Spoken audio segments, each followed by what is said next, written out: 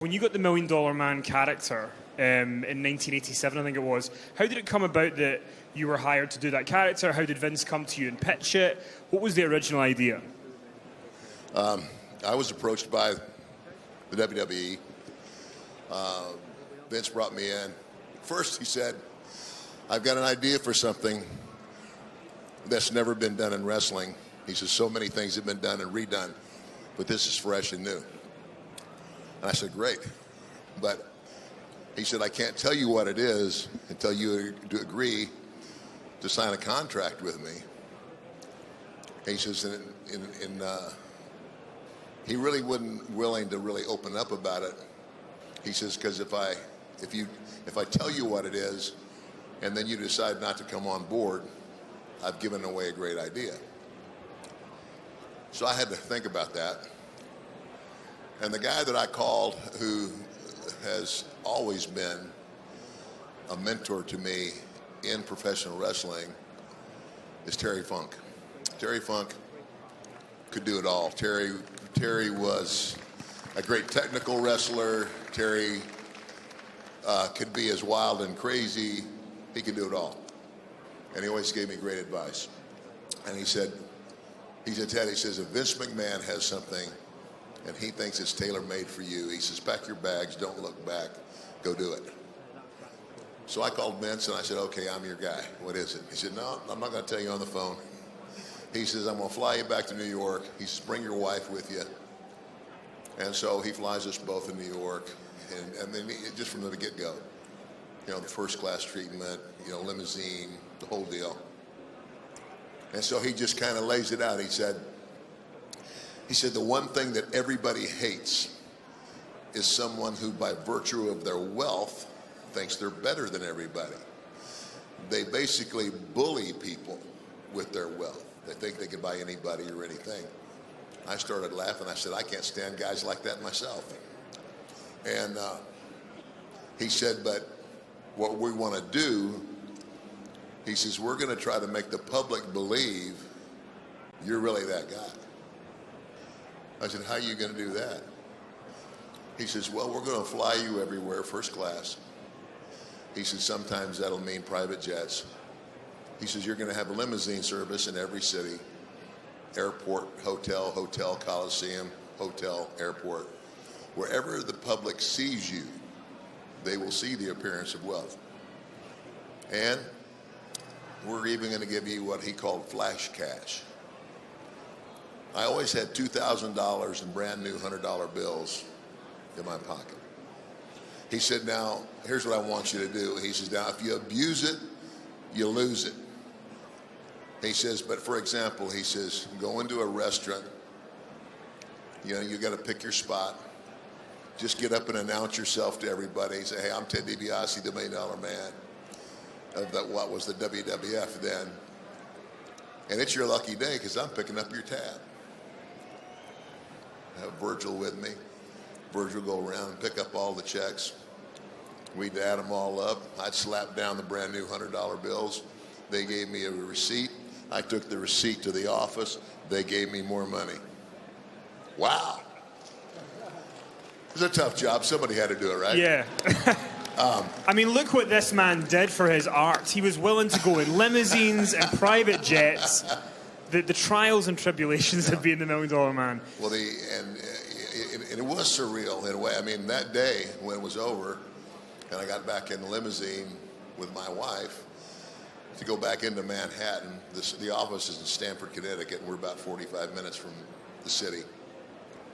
So they had us a room at the Helmsley Palace, which is a plush hotel in New York. We had dinner reservations in one of the greatest seafood restaurants in town, and we had tickets to the theater that night. He said, I want you to go start living the life of the $1 Million Man. Tough job, somebody had to do it. It was kind of like, wow. And Vince does everything in a first-class way. But again, along with that comes a lot of responsibility as well. I have to produce. A lot of the things that we did in the beginning, even before I ever made my first appearance on television, we did all of those vignettes. So that people would see a vignette, you know, every week from, I don't know, probably a month before I ever actually appeared in the Coliseum.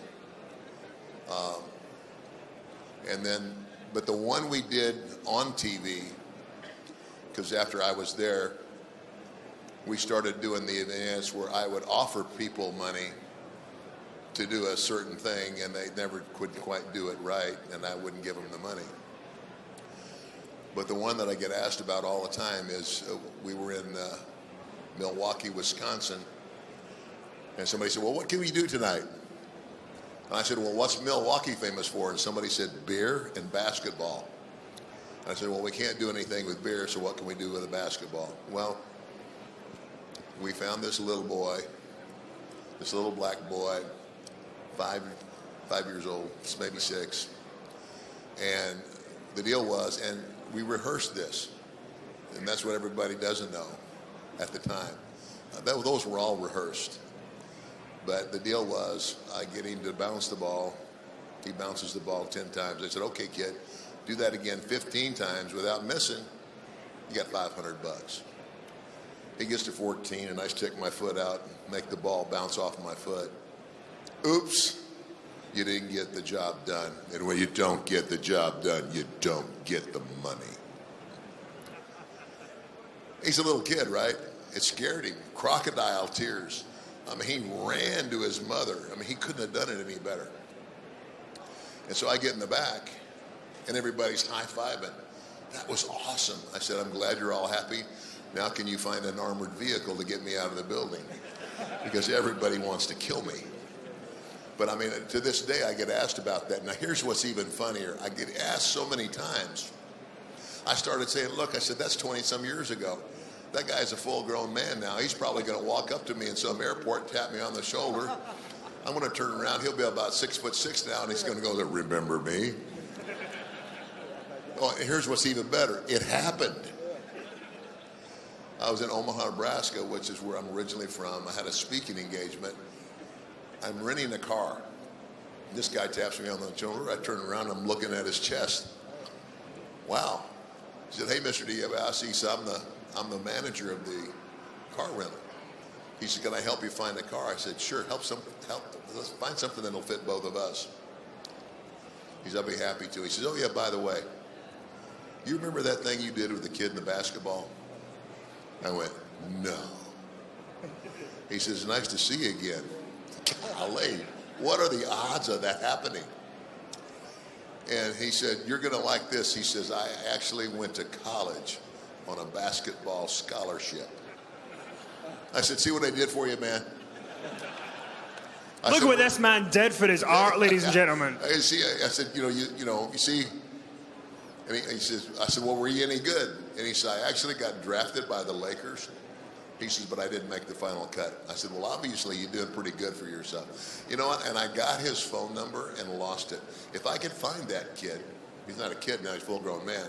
If I could find him, I know the WWE would do a story on him. Because then, years later, and actually somebody brought one to sign, all these action figures. Well, one of the action figures has a briefcase in it and a basketball. So that's how much the WWE hears about it. So if I could find that guy, we could do something with him. If only we were in Nebraska. There you go. But I want to bring you in because when he gets this character, he's going to be the $1 Million Man, and you're his bodyguard. That was such an important part of it. Can you talk a little bit about how that came to be and how you became part of the gimmick? I became, I guess, the bodyguard, or whatever you want to call it at the time. You mean, like, I got a call. I was down in Memphis, Tennessee with Jerry Lawler. And I called home, and I got a call from my parents, and they said, Vince McMahon called here. I looked at my mother and said, like, how could Vince McMahon could call you? And so I gave a call back to the office in Stamford, Connecticut, and Vince made a call. He talked to me on the phone. He said, yeah, like, when you can become available where I could fly you up to, it was Stamford, Connecticut. But I flew into LaGuardia Airport, and a limo was there, brought me up to Stamford, Connecticut. And when I came up to Stamford, Connecticut, that's where I met Ted right here. I said, man, I said, how you doing, man? He said, how are you doing? And, yeah, the first time we ever met was in Vince's office. And, I mean, and, you know, Vince hired Virgil. We'll tell everybody your real name, right? Yeah. But he had the look. I mean, you know, he has a chiseled body. You know, just the stern face. You know, he folded his arms, and he had the look. He just really had the look. And the deal with my character is, well, I was a bully. Yeah. And you never get tired of seeing a bully get his butt kicked.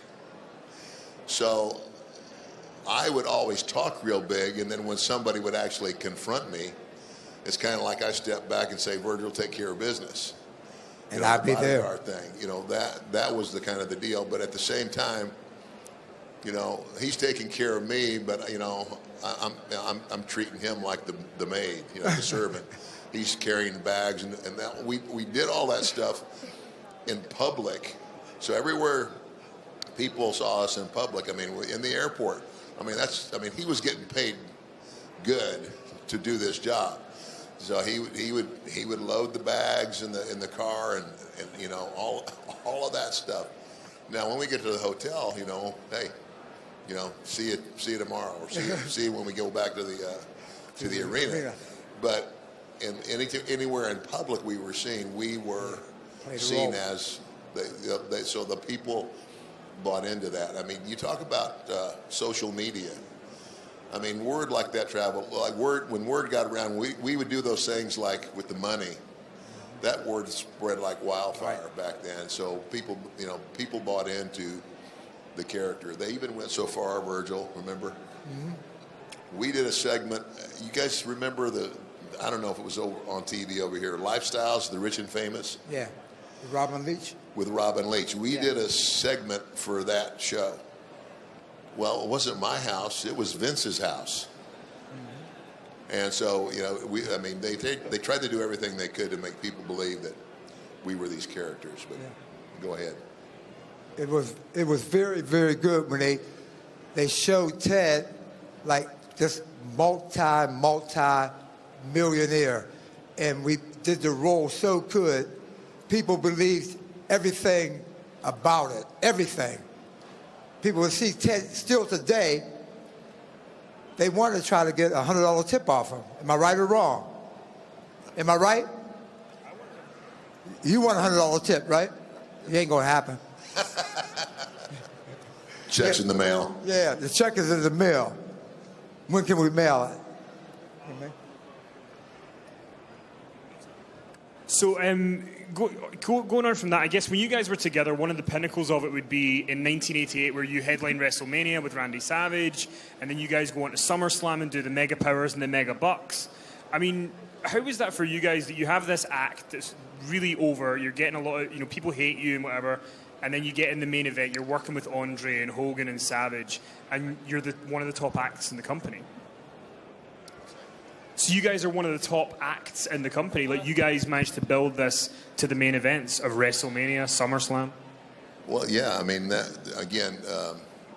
one of the things that Pat Patterson, who was Vince's right-hand man, one of the things he said was, to me, at the very beginning, he said, Ted, if Vince could be a character in his own show, he would be the $1 Million Man. He said, basically, it'd be like you being his alter ego. You know, and so he said, no, that he's going to push this really hard. And that was it. I mean, the first time that wrestling was on live national television in the United States since the 1950s was an event called the Saturday Night Main Event. And the main event was it was a rematch between Hulk Hogan and Andre the Giant from WrestleMania 3, where Hogan had beaten Andre and became the champ. that, they had not touched since that night. But the story was I had bragged that I'm going to prove to the world that I can buy anything, including the world title. I've hired Andre. He's going to beat Hogan, and he's going to sell me the championship. And so in that match, we pull a double referee stunt. The one referee goes, David Hebner goes down, and his identical twin, Earl, runs out to the ring, jumps in, counts Hogan's shoulders down when he wasn't, and gives him the title. So they let me carry the belt around for like 2 weeks. My favorite part of that is when Hogan does the promo after the match, and he said, "What about the plastic surgery?" As if someone had got surgery to look like Earl Hebner. Right. And and so for about 2 weeks, wherever I went, I was introduced as the champion. And of course, then they go, well, you can't have the championship because you didn't really win it. And technically, they couldn't give it back to Hulk because technically he lost it. Andre wouldn't take it because he'd been paid off by me. So what do? You have a tournament to declare a new champion, and that was WrestleMania 4. And, I mean, what was that? What was WrestleMania 4 like for you guys? Because you guys have been working so hard. You're working 300 days a year, and you get to be in the main event of WrestleMania. That's pretty unbelievable. I mean, it was surreal because when WrestleMania 3 took place, I was working in 2 different places. I had a really good deal in Japan, and I was still working for what was then called Mid-South Wrestling, which was promoted by Bill Watts. I remember picking the paper up the day after WrestleMania 3 and seeing the headline, WrestleMania sets indoor attendance world record. And as soon as I saw that, I knew if I'm going to stay relative in the wrestling business, then I have to be there. And I was getting ready to make a trip to Japan. And Bruce Pritchard, who you all know as Brother Love, was going to New York to interview for a job. And Bruce and I were friends. And I said, I was up there once before. They know me. I said, throw my name out and see if anybody's interested. So I get a call in Japan from Bruce. And he said, Ted, they're not just a little interested. They're real interested. He said, here's what's happened. While you're in Japan, Bill Watts has sold Mid-South Wrestling to Jim Crockett, who was the owner of the wrestling promotion out of Charlotte, North Carolina. And so when I went back to Mid-South, it was under new management. But that's how it all started. So think about that. I'm not even a part of the WWF at WrestleMania 3. I'm not on the scene. But the next month, I have the interview, and by June, I'm now wrestling for the WWF as this character, the $1 Million Man.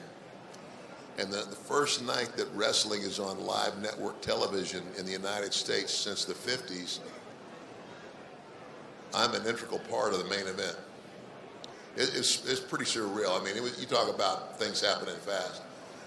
And then to, basically main event WrestleMania 4. I never in my wildest dream, on that day when I said I need to be there, I had no idea that a year later I would be headlining the main event.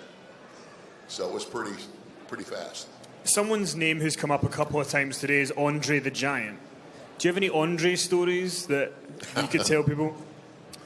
Well, I will tell this story, and everybody's going to love it. It's in my book. It's my favorite Andre story.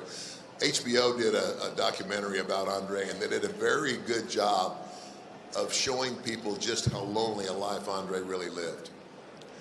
Because when you're that big, you can't hide anywhere. You're constantly looking for a place to be comfortable because there's no furniture made for you anywhere. So even like when he'd go to Japan, they'd have to get him like a king room, and sometimes put two beds together. Just unbelievable stuff. But I ended up traveling with Andre for almost a year after WrestleMania 4. So Andre and I would wrestle Hulk Hogan and Randy Savage, Hulk Hogan and whoever. And so I got to spend a lot of time with I could call him the boss. Well, there's one trip we have to fly to Tokyo. The whole company's going.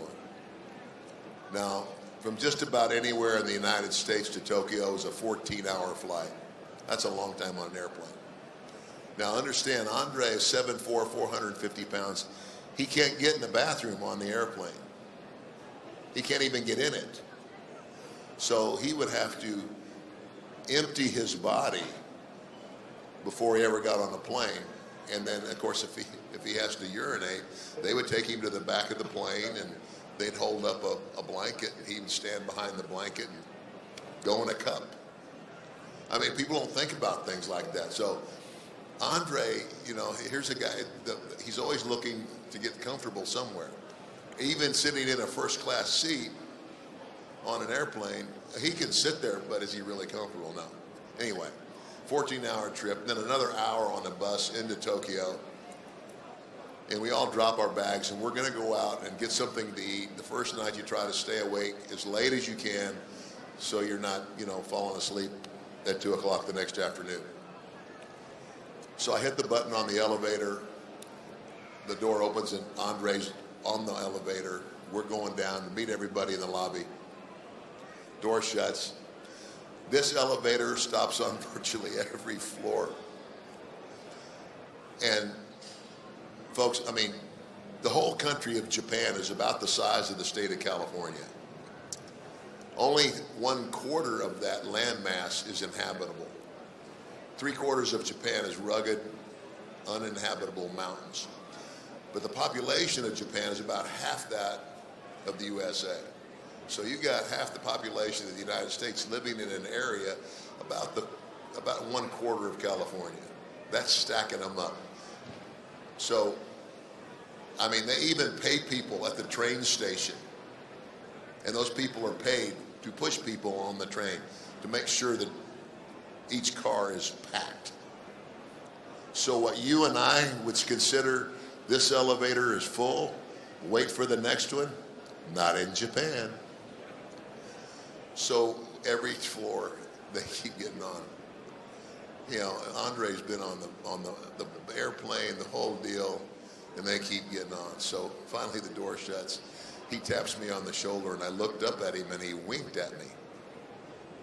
I said, okay, something gonna happen. Well, folks, the next thing I heard was the loudest, longest fart that I have ever heard in my entire life.